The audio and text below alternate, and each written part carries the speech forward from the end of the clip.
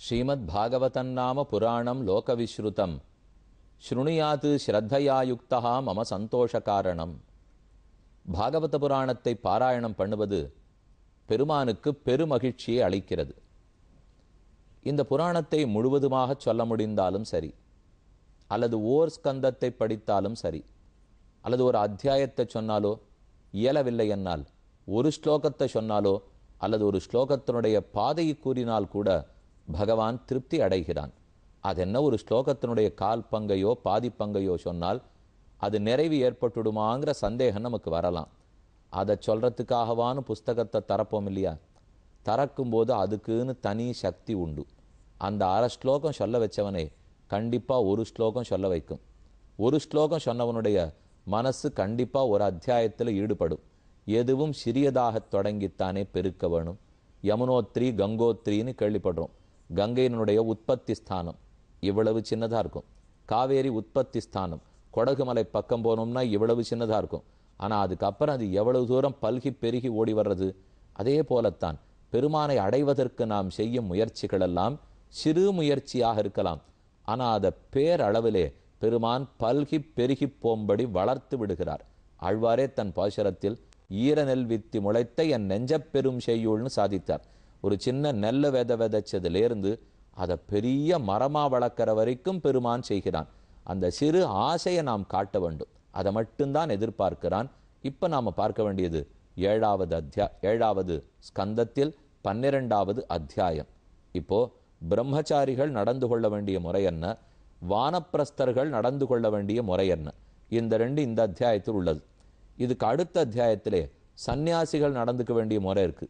அதுக்கு அடுத்த அத்தியாயத்திலே இல்லறத்தவர்கள் கிரகஸ்தர்கள் நடந்து கொள்ள வேண்டிய முறை உள்ளது. இப்போ யார் இதை பார்த்துட்டுருக்கீளோ இதுக்குள்ள எதில் வரையிலோ அவாவா அத்தத்தை எடுத்துக்க வேண்டியதுதான். இப்போ இன்னும் கல்யாணம் ஆகாதவர்களாக இருந்தால் பிரம்மச்சாரிகளுக்கு என்ன சொல்லப்பட்டிருக்கோ அதை ஏற்றுக்குங்கோ. கல்யாணமாகி இல்லறத்தில் இருக்கிறவாளாக இருந்தால் கிரகஸ்தருக்கு சொல்லப்படுறத ஞாபகம் வச்சுங்கோ. சந்நியாசிகளாக இருந்தால் அவ்வளவா இப்போ அது ரொம்ப பேர் இருக்க போகிறதில்லை, குறைவானவர்கள் தான் இருக்க போகிறா. அவர்கள் அதில் இருக்கிறத தெரிஞ்சுக்கணும். கடைசியாக வானப்பிரஸ்தர்கள் அவ்வளவு தூரம் இருக்காளாங்கிறது தெரியல இப்போ. ஏன்னா அந்த நாள்லெல்லாம் ராஜாக்கள் தாங்கள் ஆண்டு முடித்து பிள்ளைக்கு பட்டாபிஷேகம் பண்ணிவிட்டால் ராணியோட சேர்ந்து காட்டுக்கு போய் வானப்பிரஸ்தாசிரமத்தை வாழ்வார்கள். இன்னைக்கு நாம் செய்யலாம். ஏன்னா அது இருக்கிறதுல ஒரு தனி திருப்தி இருக்க போகிறது. அது என்னங்கிறத அது சொல்லும்போது விளக்கமாக தெரிவிக்கிறேன். இப்போதைக்கு நாரதர் பேச ஆரம்பிக்கிறார்.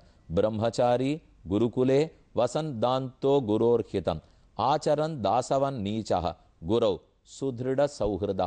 பிரம்மச்சாரிக்கு மிக முக்கியம் பிரம்ம ஞானத்தை வளர்த்து கொள்ளுதல், பிரம்ம தேஜஸ் ஒளியை வளர்த்து கொள்ளுதல். பிரம்மத்தை பற்றின ஞானத்தை சம்பாதிக்கிறதே தான் அந்த வயசில் வேலை. 7 வயசுக்கு குருவனிடத்தில் போய் சேர்ந்துட்டான்னா அந்த குருவுக்குத்தான் அடிமைங்கிற எண்ணம் அவனுக்கு வேணும். அந்த குருவனுடைய அருள் இல்லாமல் இவனுக்கு ஓரெழுத்து புலப்பட போவதே கிடையாது. எழுத்தறிவித்தவன் இறைவனாகிறான்னு பேசுகிறோம் இல்லையோ? அப்போ அந்த குரு தானே எல்லாமே சொல்லிக் கொடுக்க போறார். அவரிடத்துல நாம் அடிமையை போல் தாசனை போல் இருக்கணும். அதுக்குன்னு ஏதோ அவர் கேவலப்படுத்திடுவார் கஷ்டம் கொடுத்துருவாருங்கிறது அல்ல. அவர் தம் பிள்ளைய போல பெண்ணை போல நினைச்சு தான் நடத்த போறார். நாம தான் அடிமையாட்ட நினைச்சுக்கணுங்கிறது இருக்கே தவிர அவர் ஒரு நாள் அப்படி நடத்திடவே மாட்டார். மேற்கொண்டு பார்ப்போம். சாயம் பிராத்தர் உபாசீத குரு வக்னி அர்க்க சுரோத்தமான் உபே சந்தேச்ச யதவாக்கு ஜபன் பிரம்ம சமாஹிதா. காலை வேளையிலேயும் மாலை வேளையிலேயும் சாயம் சந்தியா பிராத்த சந்தியான்னு 2 சொல்கிறோம் இல்லையோ? அதாவது இரவு புகழ் முழிந்து பகல் புகழ் தொடங்கிறதுக்கு நடுவில் இருக்கிற சந்தியா காலம் 2 சேருகிற காலத்துக்கு பிராத்த சந்தியான்னு பேர். காலை சுமார் 6 மணி வேளைன்னு வச்சுங்கோ. அதே போல் சாயம் சந்தியா மாலை சுமார் 6 மணி வேளை. இந்த 2 வேளைகளிலேயும் குருவையும் அக்னி நெருப்பையும் அர்க்கன் சூரியனையும் சுரோத்தமான் தேவர்களையும் விடாமல் பிரம்மச்சாரி பூஜிக்க வேண்டும். நெருப்பை பூஜிக்க வேண்டும், சூரிய கடவுளை பூஜிக்க வேண்டும், தேவர்களையெல்லாம் பூஜிக்க வேண்டும், குருவை பூஜிக்க வேண்டும். இவா 4 பேரையும் பூஜித்து விடாமல் மந்திரத்தை உபாசிக்க வேணும். மந்திர ஜபம் பண்ண வேணும்.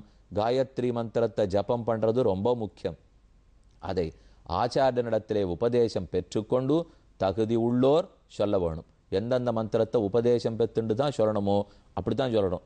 நானும் சொல்கிறேன்னா 2 கஷ்டம். 1 அதற்குரிய பயனை அது கொடுக்காது. 2 தேவையற்ற பாபங்களை நாம் சம்பாதித்து கொள்ள வேண்டிய வரும். அதனால உங்க குருவனிடத்துல போய் அவரிடத்துல மந்திரத்தை உபதேசம் பெற்றுக்கொண்டுதான் மேற்கொண்டு ஜபமே பண்ண வேணும். உபே சந்தேச்ச யதவாக்கு ஜபன் பிரம்ம சமாஹிதா. சூரியனை பார்த்து அதிலேயே பிரம்மத்தை கண்டு சூரிய மண்டல மத்தியவர்த்தியான நாராயணன் அவனை தொட வேண்டும், மிக முக்கியம். சரி, பிரம்மச்சாரி என்னென்ன சந்தனம் பூசிக்கலாமா, பூச்சூட்டி கொள்ளலாமா, நன்னா சக்கரை பொங்கல் அது இதுன்னு சாப்பிடலாமா, அவருக்கு என்ன சுகபோகங்கள் இருக்க வேணும்னால் அவர் முதல்ல படுக்கையில் படுக்கக்கூடாது, தரையில தான் படுக்கணும். அவர் மேலாடை கீழாடை அணிந்து கொள்ளக்கூடாது, ஒற்றை ஆடையோட கீழாடையோடு தான் இருக்கணும். எக்காரணம் கொண்டும் தலையணை வைத்து கொள்வது கூடாது. சுகபோகத்துக்காக எந்த லாகிரி வஸ்துக்களையும் சாப்பிடுவது கூடாது. சந்தனம் பூசிக்கொள்வது கூடாது. வெற்றிலை பாக்கு போட்டுக்கொள்வது கூடாது. பூச்சூடி கொள்வது கூடாது. ஏன் சுவாமி இதெல்லாம் கூடாதுங்கிறீள்? அவரு மனுஷன் தானேன்னு சொன்னா மனுஷன்தான். ஆனா எதுக்கு ஒரு பயிற்சி எடுக்கிறச்சேவும் அதற்குரிய டெடிக்கேஷனு இன்வால்மெண்ட்டும் இல்லைன்னு வச்சுங்கோ, புத்தி வேற இடத்துல மேயறதுக்கு போயிடும். நீங்க எண்கவனா எடுத்துங்களேன், ஒரு உடற்பயிற்சியாளர் இருக்கார், இல்லை ஓட்டப்பந்தய வீரர் இருக்கார். இப்போ ஒலிம்பிக்ஸ் வரப்போறதுன்னு வச்சுங்கோ, அதுக்கு முன்னாடி ஒரு 6 மாசம் அவர் என்ன பாடுபடுவாருங்கிறது அவருக்கு தான் தெரியும். ஒரு நீச்சல் வீரர் இருக்கார், ஓட்டப்பந்தய வீரர் இருக்காருன்னா அவர் உடம்பு போடணுமே. ஒரு 1/2 கிலோ வெயிட்டு கூடி எடுத்துன்னா அவருக்கு வேகமே குறைஞ்சு போயிடலாம். அதை மெயின்டைன் பண்ணி அந்த பயிற்சியை எவ்வளவு தூரம் பண்றா தெரியுமா? அப்ப கேட்டீங்கனாலும் இது சாப்பிட மாட்டோம், அது சாப்பிட மாட்டோம், இப்படி இருக்க மாட்டோம், அப்படி இருக்க மாட்டோம், அத்தனையும் சொல்றாளோ இல்லையோ. அதே போலத்தான் குருகுல வாசத்தில் பிரம்மத்தையே தெரிஞ்சுக்கணும்னு போறச்சே அதற்கு இருக்கிற தியாகம் நம்ம இடத்துல இருக்கணுமா கூடாதா? அதனாலதான் இந்த இடத்துல தெரிவிக்கிறார், அப்ப தரையில தான் படுத்துக்கணும். ஆச்சாரியன் என்ன உணவை கொடுக்கிறாரோ, ஆச்சாரியனுடைய தர்மபத்திரி மனையாள் அவள் என்ன உணவிடுகிறாளோ அதைத்தான் இவன் சாப்பிட வேண்டும். அதுவும் சாப்பிட்றதுங்கிறது உஞ்சவிருத்தி பிக்ஷை எடுத்து பூனல் கல்யாணம் நடக்கச்சே பார்த்துருக்கோ இல்லையோ, பவதி பிக்ஷாந்தேகின்னு இந்த பிள்ளை கேட்பான். அதுக்கு ஒரு தட்டை வச்சுன்னு தாயார் ஒரு பெண்ணா வருவா, அதுக்கே ஒரு கியூ நிற்கும்.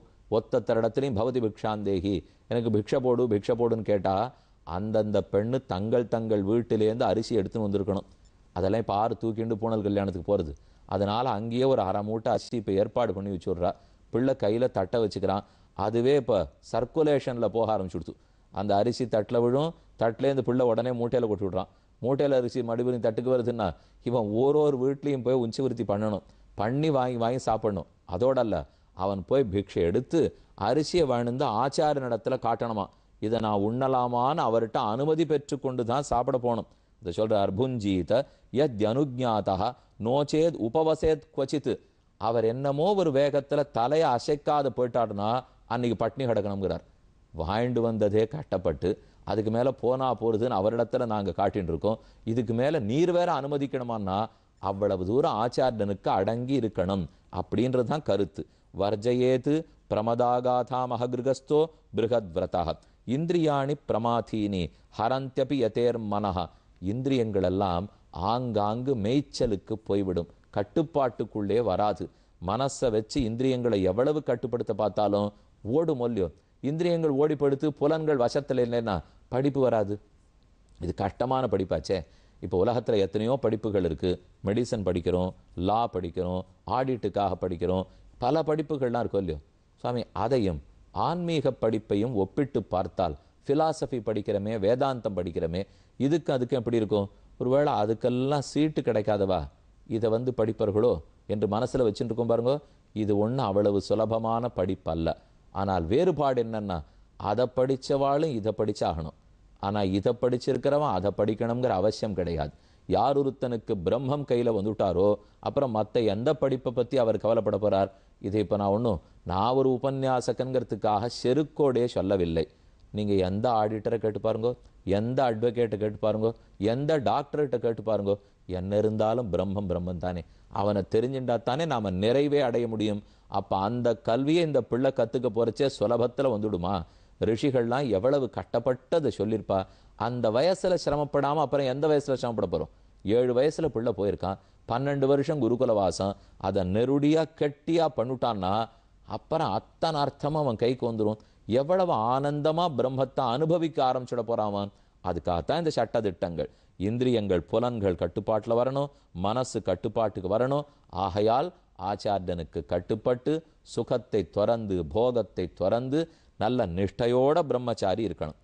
ஆச்சாரியனிடத்துல கடைசியா விடை பெற்று கொள்ள வேண்டும். 12 வருஷம் பாடம் முடிஞ்சு போச்சு. அவரே எல்லாம்னு இருந்து படிச்சுட்டான். அப்புறம் கிளம்பும் போது அப்பா ஆச்சாரியன் கேட்பார், நீ காட்டு பக்கம் போக போகிறாயா வீட்டு பக்கம் போக போறாயான்னு கேட்பார். அப்ப இந்த பள்ள பதில் சொல்லணும்.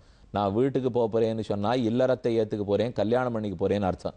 நான் காட்டுக்கு போக போறேன்னு சொல்லிட்டா இப்ப இல்லே, அப்புறம் பார்த்துக்கலாம், மேலும் பிரம்மத்தை தேட போகிறேன், தபசு புரிய போகிறேன்னு சொல்லிட்டு அவன் வந்துருவான். அப்போ ஒரு ஹோமம், அந்த ஹோமத்துல இவா ஒரு விரதம் எடுத்துக்கொண்டாக வேண்டும். நான் வாழ்க்கை முழுக்க பிரம்மச்சாரியா இருந்துட போறேன்னு வேணும்னா அப்ப பிரதிஜை பண்ணலாம். அந்த ஹோமத்தின் போதே பிரதிஜை பண்ணிட்டோம்னால் அது லோகத்துல வெகு சிலர் தான். இப்ப ஹனுமான்னு பார்த்தீங்கன்னா நைஷ்டிக பிரம்மச்சாரி, இந்த வார்த்தை நீங்க கேள்விப்பட்டிருப்பீர்கள். பிரம்மச்சாரிக்கும் நைஷ்டிக பிரம்மச்சாரிக்கும் வேறுபாடு உண்டு. ஒருத்தர் ஹனுமான், இன்னொருத்தர் பீஷ்மர். ஹனுமான் குருகுலவாசம் முடியும் போதே அப்பவே பிரதிஜை எடுத்துனுட்டவர். அவர் அப்பவே உறுதிமொழி எடுத்துனுட்டார், நாம கல்யாணம் பண்ணிக்க போறது இல்லைன்னு. அப்ப உறுதி எடுத்துட்டா அவருக்கு நைஷ்டிக பிரம்மச்சாரின்னு பேர். ஆனா பீஷ்மர் கதை அப்படி இல்லையே. அவர் கல்யாணம் பண்ணிக்கிறதா தான் இருந்தார். தன் தகப்பனாருடைய ஆசையை நிறைவேற்றணுங்கிறதுக்காகத்தான் நிர்பந்தத்தின் பேரில் இனி நான் கல்யாணம் பண்ணிக்க போறது இல்லைன்னு அவர் பிரதிஜை பண்ணார். அவர் குருகுலவாசம் பண்ணச்சே உறுதி எடுத்துக்கொண்டவர் அல்லர்.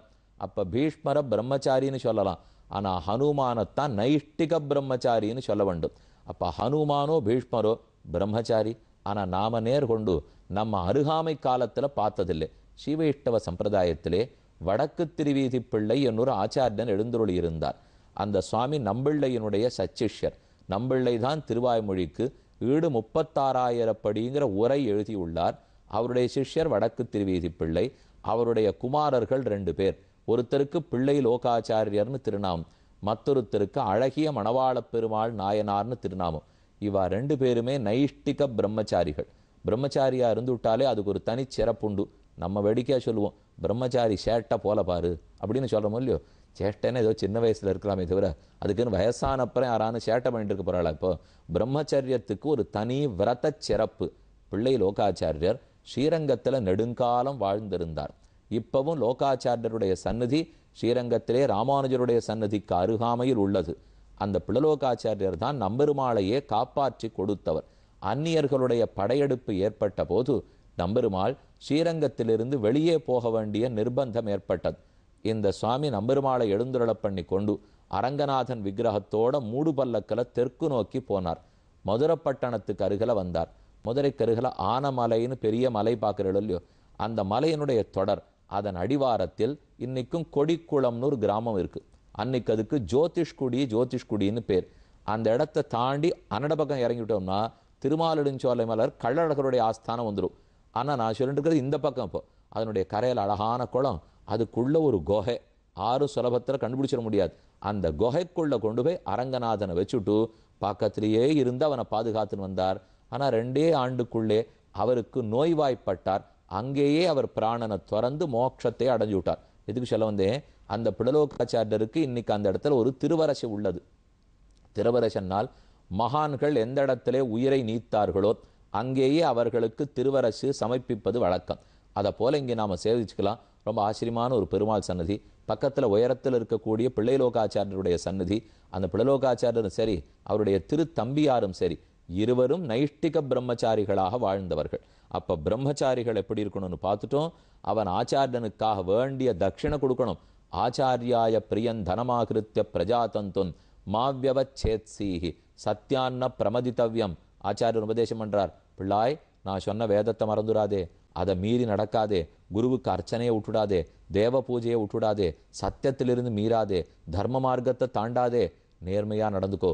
இது இத்தனையும் சொல்லி அனுப்பிச்சு விடுவார். அவருக்கு வேண்டிய தட்சிணையை கொடுத்துட்டு விடை பெற்று கொண்டு வர வேணும் என்று பிரம்மச்சாரிகள் இருக்க வேண்டிய முறையை சொல்லிட்டார். இனிமே நாம வானப்பிரஸ்தர்கள் வாழ வேண்டிய முறையை பார்ப்போம், காத்திருந்து பார்ப்போம். விஷம் கொடுத்தும் நீ எப்படி உயிருடன் இருக்கிறாய் என்று பிரகலாதனை இரணிகசிபு கேட்கிறான். சூதாதி தத்த விஷப்பான சமான கால நாம அமிர்தேன பாதிப்பார்த்த தைத்திய புத்திர. என் திருநாவில் பகவானுடைய நாமங்கள் இருக்கு. அந்த அமிர்தம் இந்த விஷத்தை காப்பாற்றிருத்துங்கிறான். பள்ளியில் ஓதி வந்து தன் சிறுவன் வாயில் 1000 நாமம்னு சொல்லியிருக்கார். இதுதான் சஹஸ்ரநாமம். அது ஒரு அமிர்தம். அப்படிப்பட்ட அமிர்தத்தை வேல்குல சுவாமி அவர்கள் நம்ம எல்லாரும் கட்டாட்சித்து இந்த மாதிரி செஞ்சிருக்கார். ஒரு வீட்டிலும் இந்த சஹஸ்ரநாமம் இருக்கவர்.